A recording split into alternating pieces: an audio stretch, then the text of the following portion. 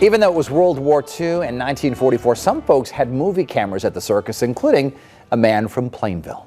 The circus claimed that fireproofing chemicals for their tents were not available because of wartime priorities. Just how fast the big top went up was captured on movie film by the late Robert Honorato of Plainville, who had taken his young son and his 8mm movie camera to the circus that day. For the first time on television then, here is that film, as captured by Mr. Honorato 25 years ago. To help tell the story, we've added to the silent film the voice of Frank Adams of East Hartford, who was in the circus audience with his wife and 3 children.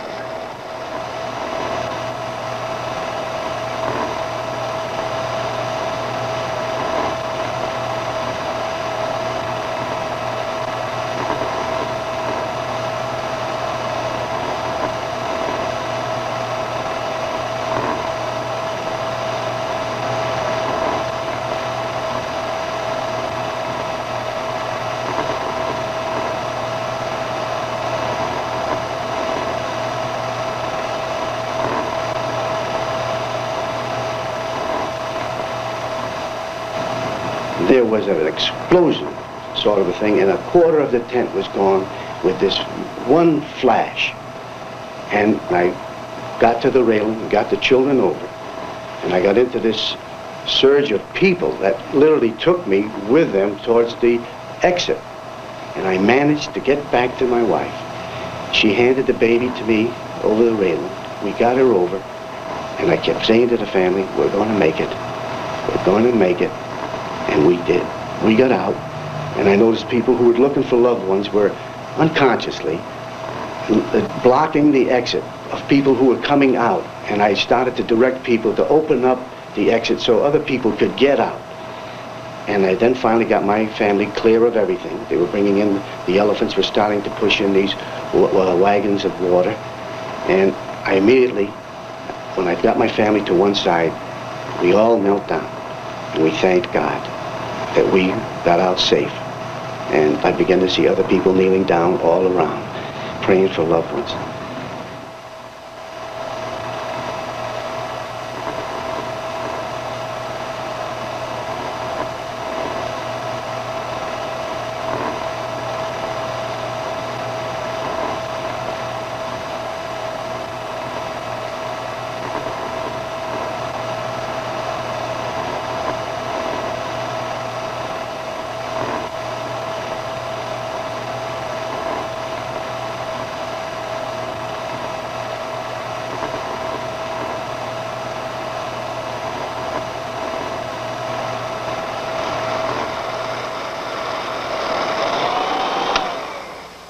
The Hartford Circus Fire as filmed 25 years ago by Robert Honorato. When news of the fire was flashed to City Hall, Mayor William Mortensen hurried to the scene. When I arrived there, I saw the horrible Holocaust. Well, I was glad to see that the police and the firemen were doing a wonderful job of emergency provisions. We then sent a call out for Ed Hickey, who was there almost on the instant. He was our state police commissioner. The first thing that I thought had to be done, aside from setting up a morgue, which Mr. Hickey undertook, was to start an investigation while all the evidence was fresh. Obviously, we were arranging for all the injured and dead to be provided for. When nothing more could be done at the smoldering circus grounds, Tom Barber and fellow detective Ed Lowe were assigned to the emergency morgue at the State Army to assist with the identification of victims. Lowe and I was assigned to the checkout stand. As a body was identified, they had to go through us before the body left the Army. But there were mistakes made there. We ran into a few of them. If parents were lost in a fire and somebody had to come to identify the parents or the children that was with them, so they got an uncle or an in-law for identification purposes. Oh, there were 6 left that were not identified. There were 3 adults and 3 children. But this Miss 1565 that we had her tagged, she could have been identified easily. There's only one side of her face that was burned, and part of her body.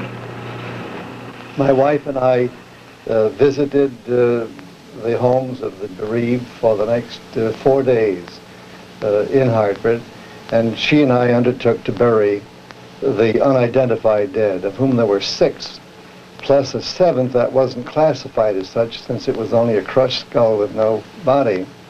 We buried the 6 persons, including a sweet little girl of about 6 years of age who was a blue-eyed blonde with hair down to her shoulders, and one side of her face had not been marred, and yet there never was an identification of her. She became known as Miss 1565. The 2 easiest people to identify were this little girl and a woman whom I've always felt was her mother. She was a larger woman, had narrow ankles, but I thought that she was possibly the mother of 1565. This woman would be one of the other 5 people who Yes. have not been identified. That's my impression. Do you have any medical basis for suspecting that the woman and the little girl might be related? Did you say that they both had small ankles? This was something that... Had small ankles, small wrists, and I would say small frames. We in medicine talk about the frame of a person, and I would say those 2 had small frames. So they looked enough alike to at least make you suspect that they might be related. And I still suspect. Did you yourself become involved in the efforts to try and identify little Miss 1565? Day after day after day, we were working to try to find out who that little girl was. We called out to California, Arizona, Oregon, Maine. Well, every place you can think of, we called, we phoned, trying to identify this little girl. And if anybody had reported a little girl missing, we were unsuccessful. And I must say that Eddie Lowe and Tom Barber did a marvelous job in trying to run down these clues, whatever you want to call them. And looking over our list of missing people, we had 6 persons missing in Hartford and the vicinity of Hartford.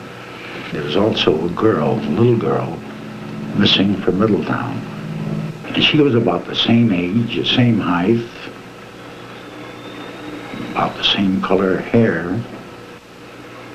So this was in the fall of the year that we went down to Middletown and made inquiries there. At the school that she attended, the mailman that delivered the mail, neighbors next door, showed him a photograph we had, but that was not this girl.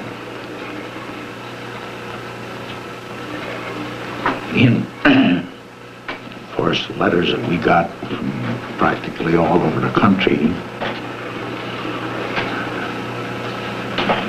giving us advice, and maybe it was so-and-so. And we followed up on every one of them, but we never come up with anything. Out of the ashes of the circus fire rose staggering financial and legal problems for the circus.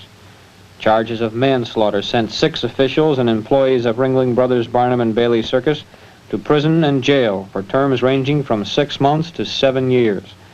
The toll of the fire, 169 dead and more than 500 injured, brought an avalanche of claims against the circus, totaling more than $50 million.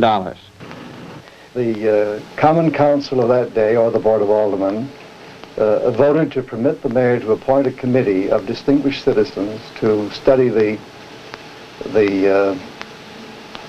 circus fire and the implications to involved in our city charter and in the operations at City Hall.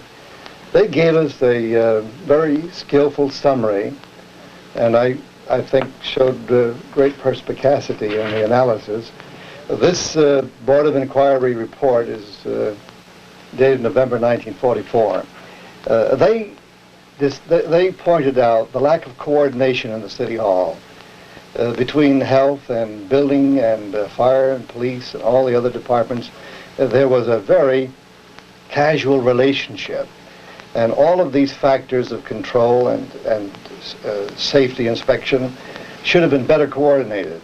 But there were interim changes which we had to implement immediately, and these had to do with licensing and with requirements for safety in both enclosed buildings, of course, and in public assemblages. 37 cities asked us for the results of our finding and asked for copies of the report and the ensuing legislation. Mayor Tobin of Boston, Mayor LaGuardia of New York, evidenced interest from the very first day. They called up the evening of the fire and asked to be kept informed of the handling of it. And as a result of the inquiry, I had made up my mind to sponsor a change in the charter of Hartford. Within a year, the Board of Aldermen authorized the mayor to set up a charter revision commission. Well, that commission reported back a new charter for Hartford, which I think gave us a wonderful continuity of management, gave us most effective coordination of all the departments, some centralized control, and I believe that probably was the most useful outcome permanently of the circus fire. Today, strict legal codes provide for the public safety at shows under canvas, and today the big top of the greatest show on earth has been replaced by the auditorium and the arena. Of course, years later, there was a big development for Little Miss 1565. We'll have that when we come back.